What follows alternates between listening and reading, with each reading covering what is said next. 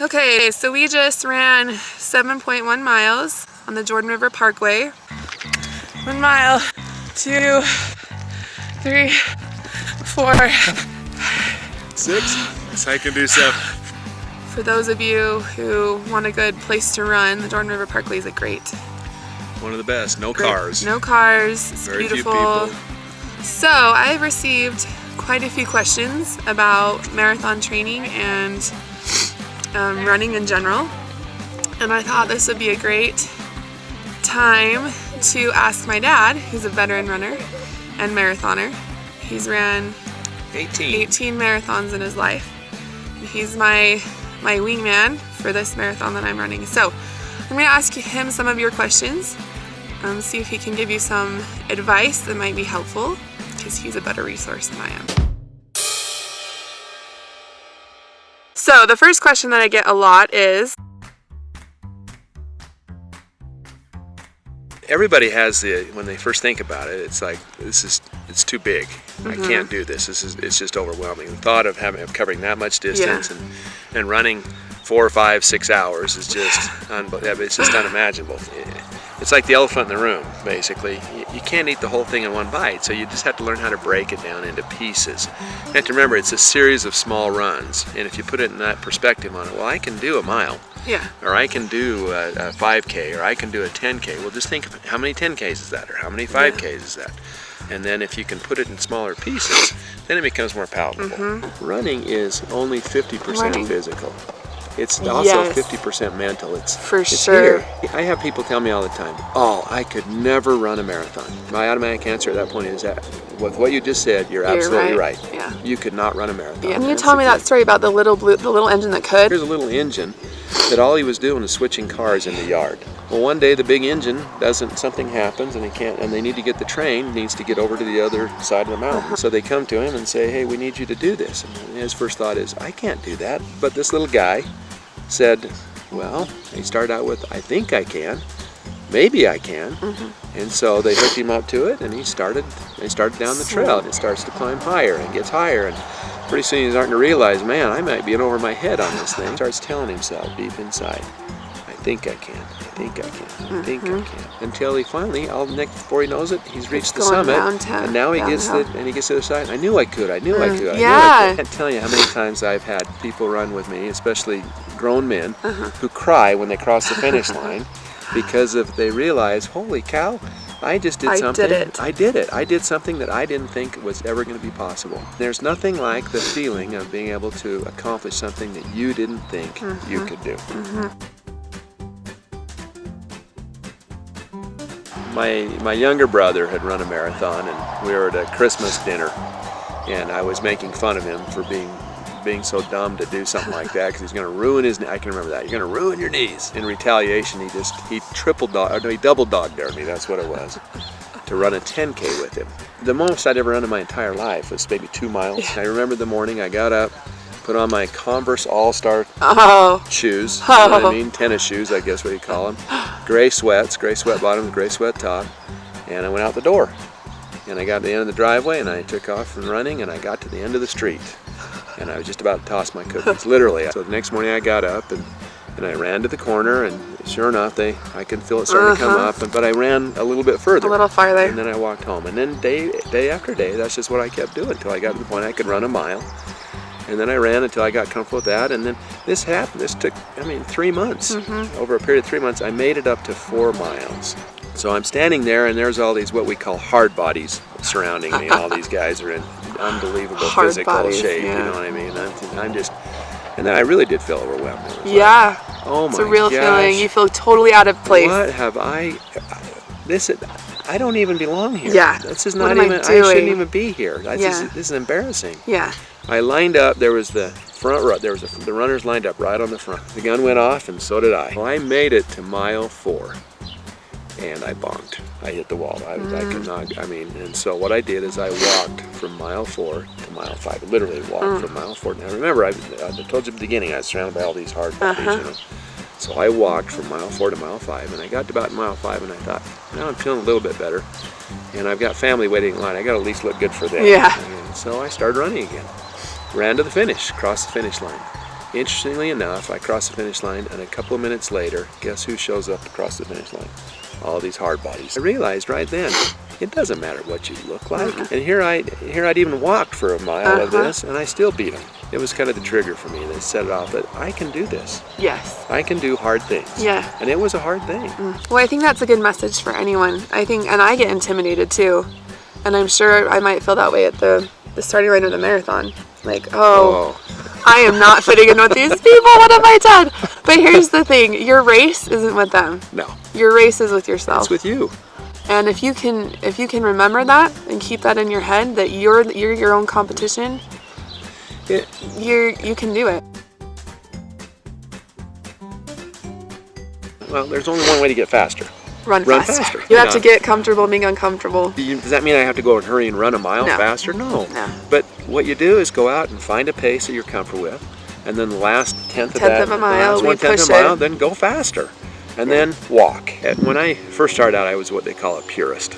You had to run. You had to run the whole way. You had to whole run. way. And if you didn't run the whole way, you didn't Weren't a really. true You didn't runner. run. You were not a true runner. Well, that's not true at all. Not true. The best runs I've ever had is when I'll run a mile. Intermittent walking. walking. I do it. Run a mile, walk a minute. Run a mile, walk a minute. And you can change that up however you want to do it. Which is basically what we're doing, Right. training for this marathon. Yeah, that's what's interesting. I've actually had some of my best times when I've done it that way true. because I give myself a break. But what it allows me to do, it allows me to push it harder Yes. in between. Yes. You're going to find automatically over time, you're going to get faster. It's true. I can tell you it's true. You're going to move quicker.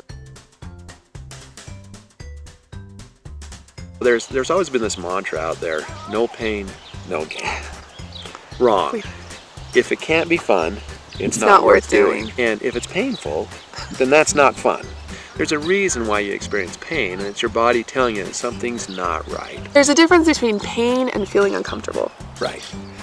You're always going to feel uncomfortable. I mean, that's part of the whole experience. Cycle. The whole cycle. Yeah. It's just like life. Yeah. Life is not always fun. Life is not always comfortable, but it can be better. Yeah. There's things you can do to make it better. Yeah. The biggest challenge is getting the right shoes. I'm the biggest cheapskate around. And when I first started running, that's what I'd look for. I'd just find The cheapest shoe you you got can. these shoes on sale. Running shoes are not cheap. Good No, ones. they're not. And the best They're an thing you investment. can do, they are. And it's an investment in your health is what it is too. And in your avoiding injury. Yeah, staying injury healthy. free. Go down to Wasatch Running or Salt Lake Running or whatever it is, and have them get on the treadmill or whatever it is, and Or whatever state you're in. whatever state you're in, wherever you are. A specialty running store. Look it up on Exactly. Google. Look it up and go down and go out. Have them fit you. Have them fit you and try different. Have them look at your running style. If you're a pronator, a supinator, if you're neutral, whatever you are, find a shoe that fits that. You're going to find the experience is so much better. And the injuries go down. You're going to be much better on it. The other rule of thumb is literally the rule of thumb. You want to make sure that in your shoes you have at least there's a thumb's width of length between the end of the shoe and on the end of your toe. And why is that? Well, because when you run, as you exercise, your feet will swell up a little bit. I mean, the worst thing you can do is get blisters and black toenails. You know what I mean? And nobody wants to do that on it. And so the thing you need to do is make sure you have there's enough space in there, enough give for your feet for a little bit of movement and to be able to swell up. That's why you also want to make sure the toe box is typically want a little bit wider on the toe box, because then it gives your feet room to move as well. And it gives them room to, when they do swell up a little bit, it's not going to be too tight. It's not going to Well, and that's another thing. When you go get fitted for a shoe, they look at all that. And how many miles can you get out of a pair of shoes?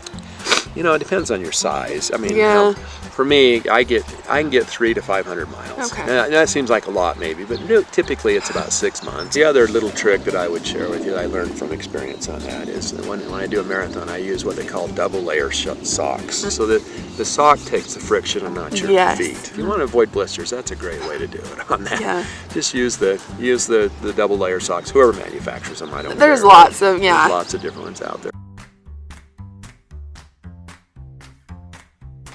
Well, water's critical. Yeah. You have to have water, but you also have to have things like the Powerade or Gatorade. Which really puts those electrolytes back in your system that helps your muscles fire.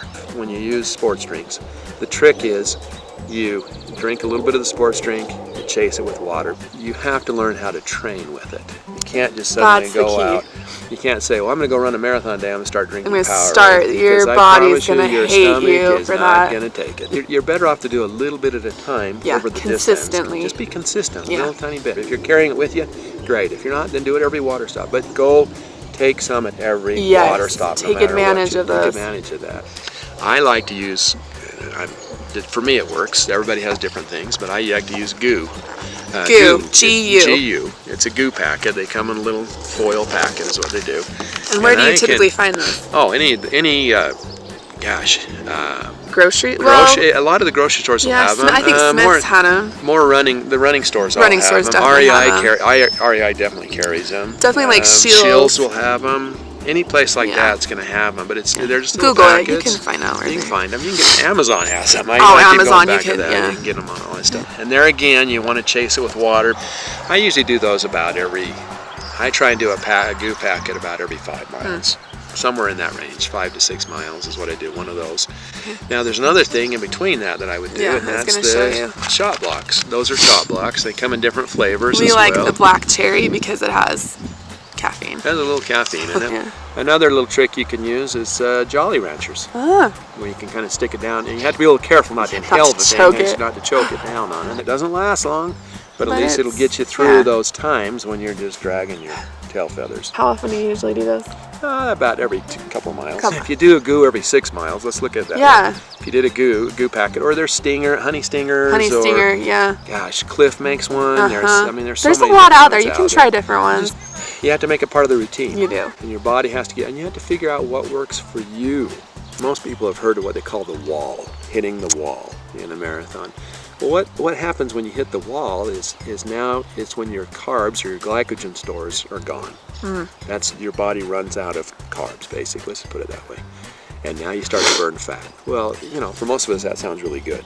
Ooh, I like burning fat. It does not feel good. It's not a good thing. I mean, it's not when you're trying to finish a race. No, because it's a very slow.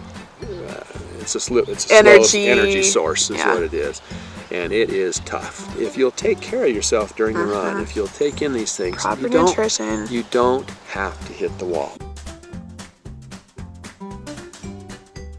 Quite frankly, you can get the training you need 3 days a week. The thing I've learned that's been the very best thing I've ever done is what we call cross-training. Now for me, cross-training is I ride a bicycle. I have a road bike. And so I ride my road bike on Mondays, Wednesdays, and Fridays. And I run Tuesdays, Thursdays, and Saturdays. My long run is on Saturday. I only do one long run a week. That's it. Because your body, and then you need a recovery day after that. And for me, Sunday is a recovery day of rest. The key is don't overtrain, because all you do is when you run, injury. You risk injury. If you'll do that, you'll find over time you're going to get stronger.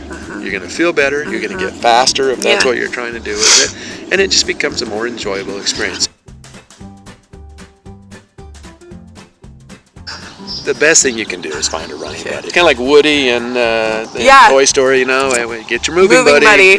When my alarm goes off at 5 in the morning, it's not like I just suddenly open my eyes and say, oh man, who does that? I get to go running. Let's go running. I don't even think elite athletes to feel that way. If you have somebody else you know is going to be there, then you become accountable. The other thing about having a buddy, about people that running with, is you get to solve all the world's problems. You do. When you're running. It's amazing. It's like therapeutic. It's therapeutic. There's all these free therapy. It's free therapy. There's all kinds of running clubs around. Locomotion is a great one. And they're not all these. Is that local or is that around? Oh yeah, they have groups all over the place. In Utah and Salt Lake. Utah. There's other places. Google it. And they're not all elite runners, I guarantee it. As you're running, you're going to find yourself in a group that you're going to be comfortable with. It's going to run your pace and your style and things like that. And that's what's so great about it. So if you're feeling like, gosh, I would love to run a marathon. That sounds cool, but I don't think I could ever do it. You can do it. Yes, you can. It doesn't matter what size you are. It doesn't matter how fast you are, how experienced you are. How old you are, how young you are. Just get moving. Get out and get moving. As we keep going, Dad has some reliable routes that he likes to do for his training, and so I'll share those as well. I've shared that we like to do the Jordan River Parkway. That's a great place. It's a great one. But until next time, thanks, Dad. You're welcome. Thanks for sharing your wisdom. And thank you.